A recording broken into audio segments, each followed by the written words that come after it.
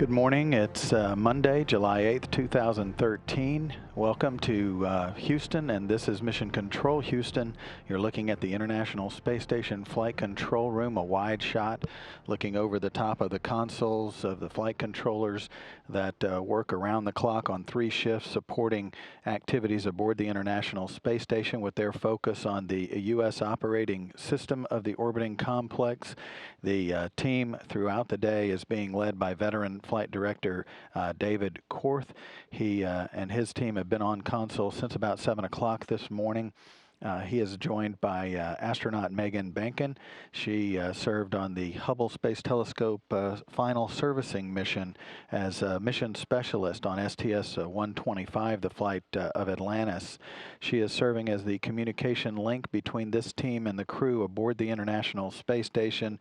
The ISS, or International Space Station, is currently beginning a northeasterly track on the dark side of the Earth as it approaches the northeastern coastline, skirting the coastline of New Zealand on a orbital period of about 92 minutes, meaning it circles the Earth every 92 minutes from this altitude of 250 statute miles. Approaching the next coastal crossing will be the coast of the United States in about 20 minutes, traveling about 5 miles per second. The station is housing the Expedition 36 crew, which of course is a 6-member crew aboard the complex. They are dividing and conquering aboard the station, if you will, today. The Russian segment being housed primarily by the 3 Russian crew members on board: Commander Pavel Vinogradov, Alexander Mazurkin, and Fyodor Yurchikhin. Those 3 primarily focus their attention in the Russian segment of the station. Over in the U.S. segment are Chris Cassidy, Karen Nyberg, and Luca Parmitano.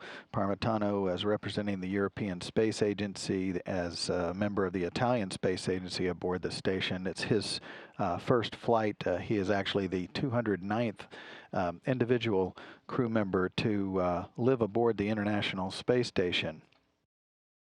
That 6-member crew is split into 2 groups. The 34 Soyuz crew, Pavel Vinogradov, Alexander Mazurkin, and Chris Cassidy, have been aboard the station now for 102 days since their launch.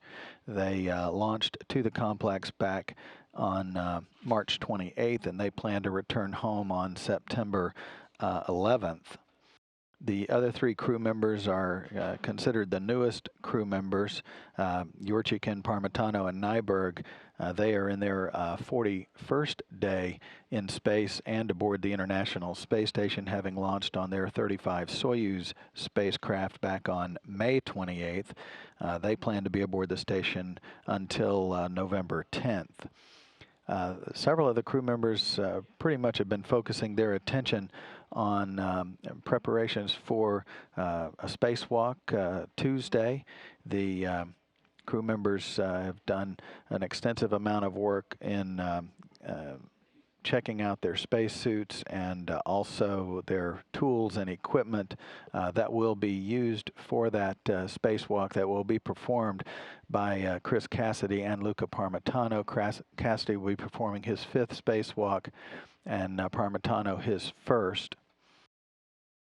So those 2 crew members, with assistance from Karen Nyberg and Fyodor Yurchikhin, have been working with primarily focusing their attention in the U.S. airlock quest to prepare for that spacewalk, which is scheduled to begin Tuesday morning a little after 7 a.m. Central, 8 o'clock Eastern Time. In and around that activity, there is quite a number of experiment work that's going on, a lot of which can be done robotically or remotely from the ground, basically a telework type format for the experimenters on the ground to watch over experiments. The crew members do get involved quite a bit in experiment checks throughout the day and the week as they perform other duties as assigned aboard the station as well. So a busy day for the crew as they come out of the weekend and head into their Monday morning aboard the International Space Station, preparing for Tuesday's EVA, or spacewalk.